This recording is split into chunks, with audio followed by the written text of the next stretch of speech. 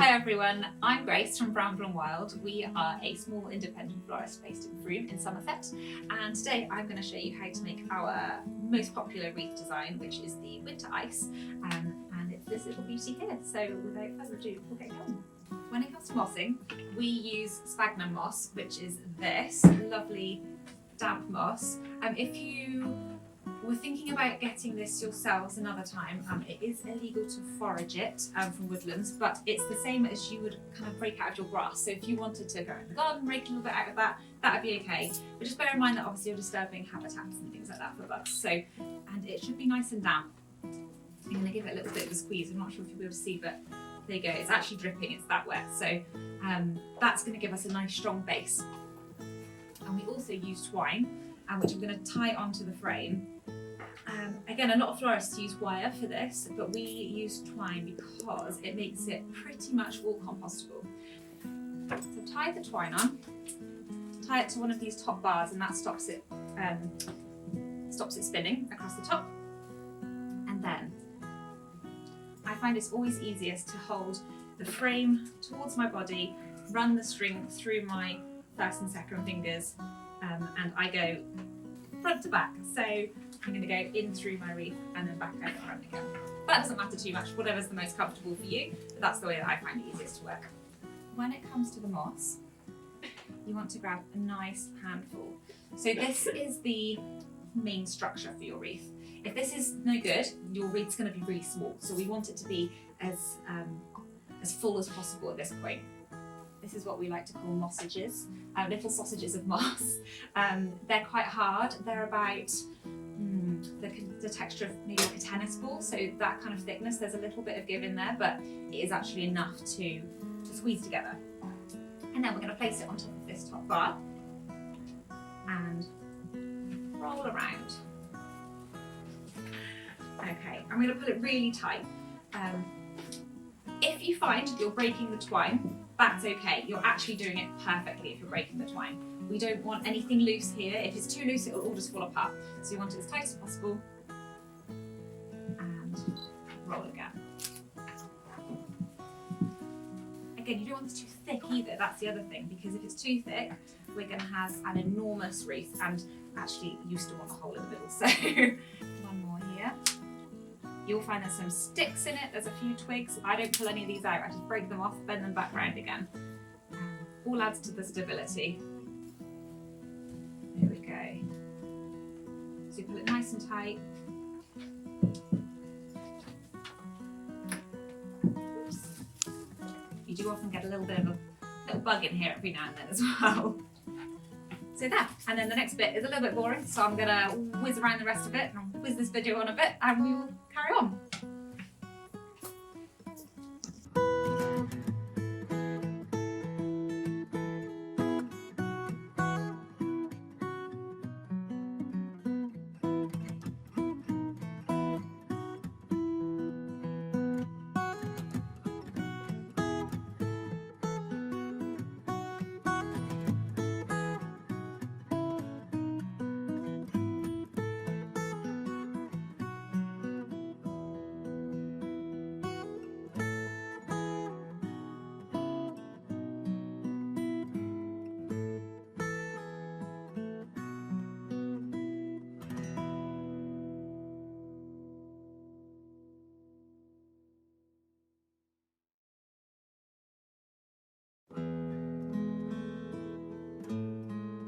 So now I'm nearly finished, but you'll see there's a little bit of a gap in here where I can still get my finger down in. So I'm going to just make a small little bundle now, pop it down in, squish it through, and just run the twine over it a few times. The other good thing about twine, as opposed to wire, is that it's much softer on your hands too. You won't get quite such red hands. Right, and then when you're done, you don't need to cut the string off because we're going to be working with the same string afterwards, but that is what your base will look like. And this is what you'll have in your DIY box, so this will be ready to go for you. So this is the point that you will receive your wreath. We've got a mossed wreath base, and then you'll have a selection of foliages that will all be in the box ready to go. We won't cut them up for you, so we're going to put branches in so you can cut them to size, but I'll show you obviously how to do all of that now. So I'll go through what will be in your box, and then I'll show you what you might be able to collect too. I'm using my pair of handy snips, and you can add these to your wreath kit. They're £25 a pair, they're Japanese steel, or you can buy them separately on the website as well. Let's start off with, I have to snip it out I think, this one. So we've got some blue spruce. When we've got a slightly smaller wreath frame, it's nice to use all of these little fingers individually. So I'm going to cut everything into pieces. So we want everything about hand size, maybe a little bit smaller, size of your finger. So that's the blue spruce. If you get a small set of hands like this and a set of fingers, we can use that whole. And I like to make piles of everything before I start. I just find it's much easier to work from. And then this is the viburnum berry, which is really lovely. It's a nice blueberry on there, good for a bit of extra texture. So I'm cutting everything down. You see then that I had this piece of greenery that was on the top. Viburnum foliage isn't actually that great, so I wouldn't recommend using so much of the foliage and use it for the berries instead. The cypress, and again I'm going to cut that down from the top, cut it into nice pieces. And it's quite nice doing it this way because you can see everything before you actually start to make, which makes life so much easier. This is thyme that has dried out. Let's just call this dead thyme, but it's gone long, it's gone leggy, it's flowered, but it's just nice for kind of that wild, wintry, sticky look. What else have we got in here? We've got some sugar pine at the back, which is this one. This one I think makes it look extra Christmassy. So I'm going to cut that into pieces too. So I know it's boring having to cut everything out beforehand when you want to get wreathing, but it really will make your lives easier in the long run. If you've got a big group of friends and you're all sat around maybe the dining room table, all cut together, make piles in the middle of the table. That's what we do up in the shop, and then you can all take from the different piles and add it into your wreath. It's juniper, so for the gin lovers, that's what this is made of, but it is quite prickly. So we haven't added that much in, but I really like it just for the texture. So there's a little bit in there for you of that too. And then for your winter ice kit also, you will have poppy heads. You don't have these in the winter warmer kit, but you do have other lovely bits and pieces. So obviously we're making the winter ice kit today, and I'll show you how we would change that for the winter warmer, but this is what we have in here. Nature's mini maracas. And you also have pussy willow. So you can cut this down from the top so you can get more out of it. We did actually go and forage a few extra bits if you wanted to make your wreath a little bit different. So this is just tree ivy, so you get those nice berries on the end there. Tree ivy is one of those ones that will go black with frost though, so that is one thing to bear in mind. So once we've got our piles, we've got our string in between our fingers, and again it's towards our bodies. It's much easier. If you try and do it this way and keep adding your foliage in like this, you can't get the tension. So keep it towards you, and then start off with little bundles. They don't have to be huge, but that's a really good size to start off with. And we're going to place that on the top of our wreath, and think of it in sections. So the inside section is 1/3, the top section is the 2nd third, and the outside section is the last third. Start off that way. Now I'm right-handed, so I bind my wreaths clockwise, but if you're left-handed you may find it easier to go counterclockwise, and that's just something you could make a few bundles, see how it feels clockwise, the same way as I'm showing you, and then if it feels really uncomfortable just unbind it and start again. This is the juniper, and now I'm going to put that down to the table and bind that in. So that way you can see already I'm starting to hide the base. And then when we come to the centre, we want a much shorter bundle. And that's because we don't want to fill the hole completely in the middle. We want to still be able to see that it is an actual wreath and not just a big circle of foliage. Okay, so that's the starting point. And then what we do from here is keep gathering little bundles. And the next one we'll put on the edge. Keep the the string nice and tight, otherwise you'll get in a bit of a pickle with it. And then add in some of this lovely thyme. This one actually, if it's too long, I don't cut it off, I just bend it back up again, and then you've just got more of the twigs, and it also gives you a bit more of a bevel to make your wreath a little bit more voluptuous. And you can see, even by just adding a few bits of foliage already, we're starting to get some nice textures in there.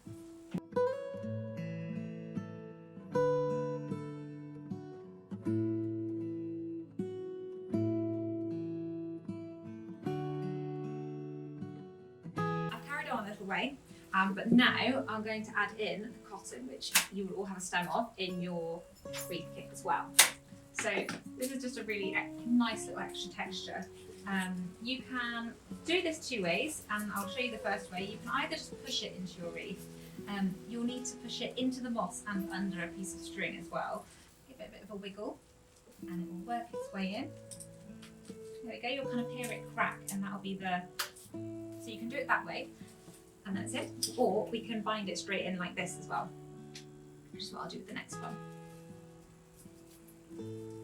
So again, coming around the side.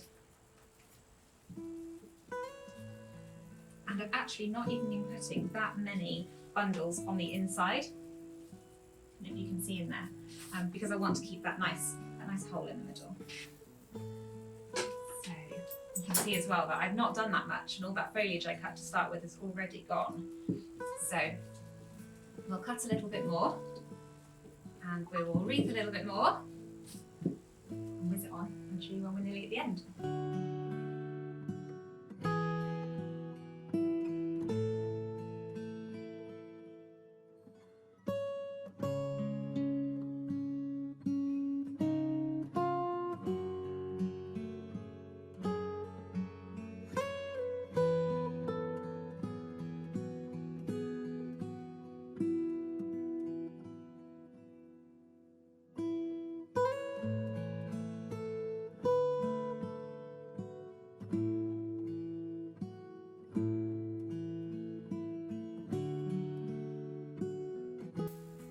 Okay, so finishing off the wreath is the hardest part.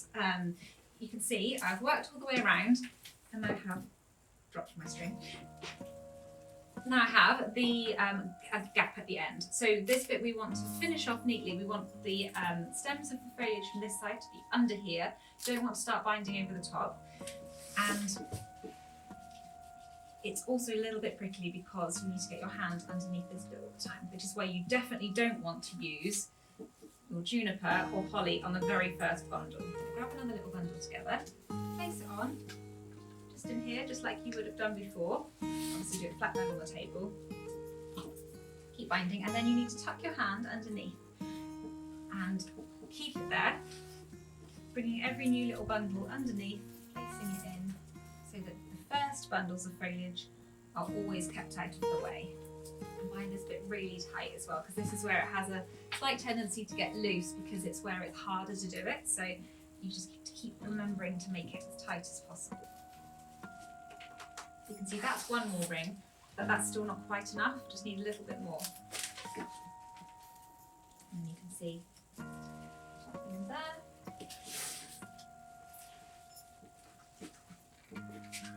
And that's just finishing off nicely. Now at this point, if you are struggling, you can always just push a few extra bits in under the string. I'm going to try and get one more bundle in, so then I will show you how to add in any extras that you feel like you've missed or that you want to add in. That's my last bundle. Pull it really tight. Then come round to the back, use my scissors, cut the twine off, and then, just so that this is really secure, you want to find your copper wire again from the frame. Tuck the string under the wire. You might need to use the scissors just to poke it up through.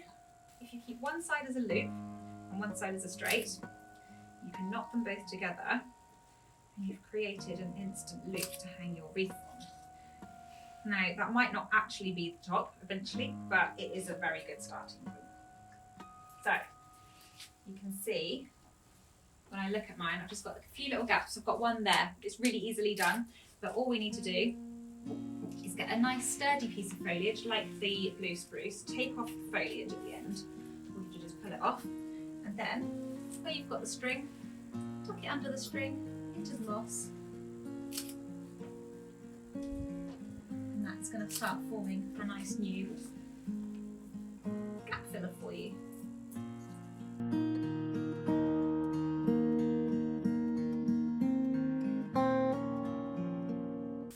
We've now got our fully foliaged wreath. I've just added in a few extra twigs. I've added a few extra cotton pieces just around and pushed them into the string afterwards. And yeah, so you can see on the back, you don't see too much string. The next step, we make sure that none of the wires are coming through the wreath. It'll be absolutely fine, it's not going to mark your door at all. So, like I say, we've got our main frame. You can see there about what we've got, a little bowl here with all of the goodies for this kit, and on this side I've got the kit. So we've got some whole green oranges for this one, and if you've got the winter one you might have actual oranges, and then there are some lime slices, and then the other one you get orange slices, and then both have got pine cones.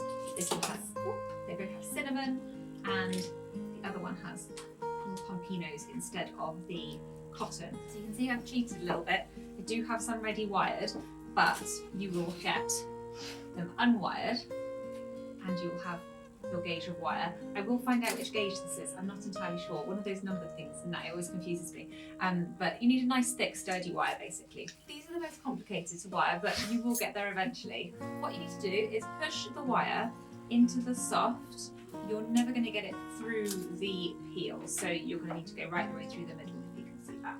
Then we fold it back over, twist, and then we have an orange on a new stem. And so I've got 3 of those for this.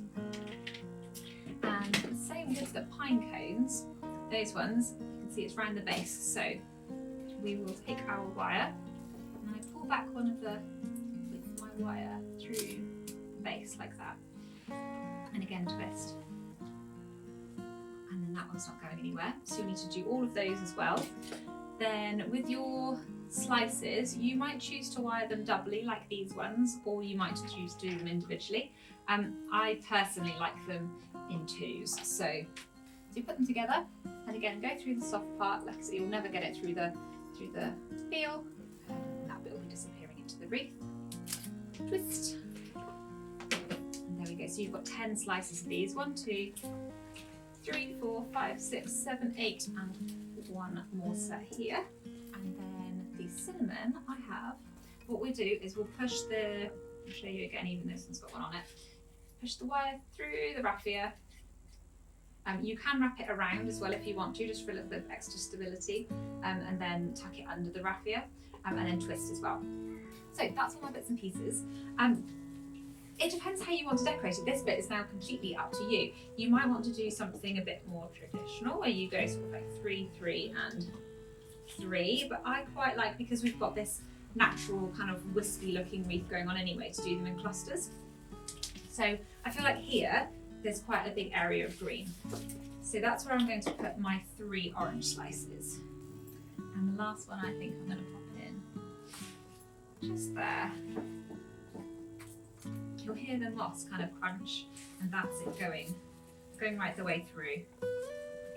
Fold it back over, and you can see there's another wire there. Tuck it in.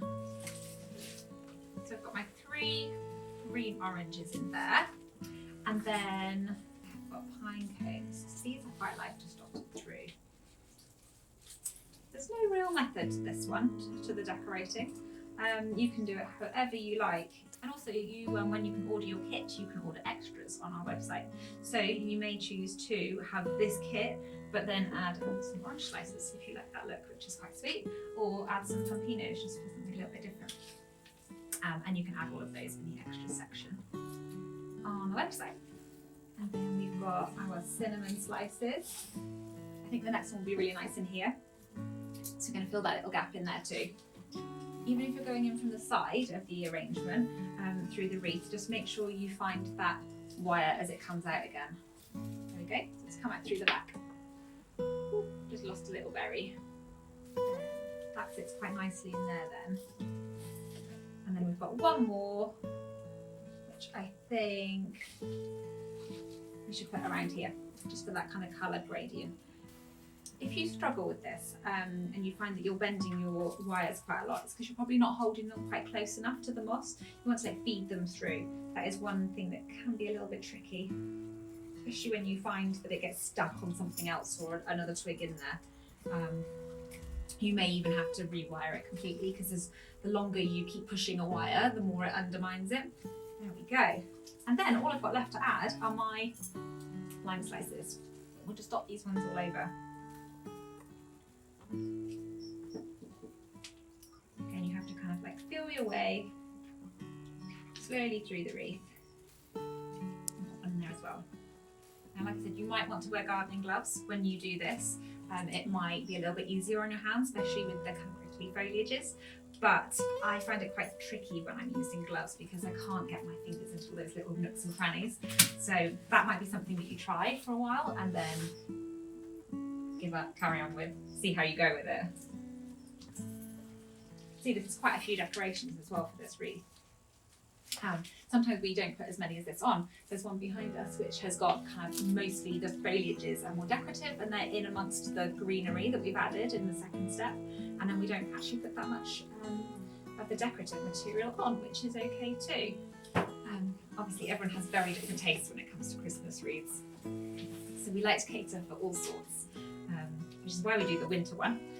This nice kind of natural one, which is something that I would probably choose myself, and then we do the more traditional Christmas ones too. Okay, one more. I think we'll pop that one in there. There are other ways to decorate your wreath as well, and you might have seen when you've ordered our kit that you can buy a pack of fairy lights too. If you've decided to go for the fairy lights, then you'll need 3 AA batteries, and what I would suggest is maybe popping this in like a little sandwich bag or something if it's going to be on your door, just because they're not completely waterproof. And then what you'll need to do is cut a few of these, but I need a different pair of scissors to be able to do that with. So have a different pair of scissors. These ones actually have a wire cutter inside, so if you've got a pair of wire cutters at home, that'd be great. Don't use your nice new scissors for cutting wires. You will chip them and blunt them. And what I would suggest doing is just cutting a few different lengths. So cut maybe one wire into 4, make little hairpins out of them. And by doing that, we can pin the wire from the fairy lights in place. It's always good to have them turned on while you do this as well, so you can see where they're going to go. Like this.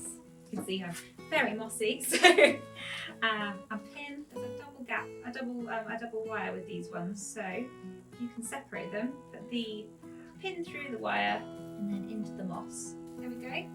And then you can just keep tucking fairy lights all the way around the wreath. Now, obviously not everyone's gone for this option, and it's not something that we do as like standard in the shop, but it adds a nice little extra if you want to go extra festive with your Christmas wreath. Where you put it to start with and pinning it, because we kind of just need to make sure we've got it all the way around the wreath first, and then we can pin it in. Start adding the pins, and that will fix everything. I'm going to need a few more.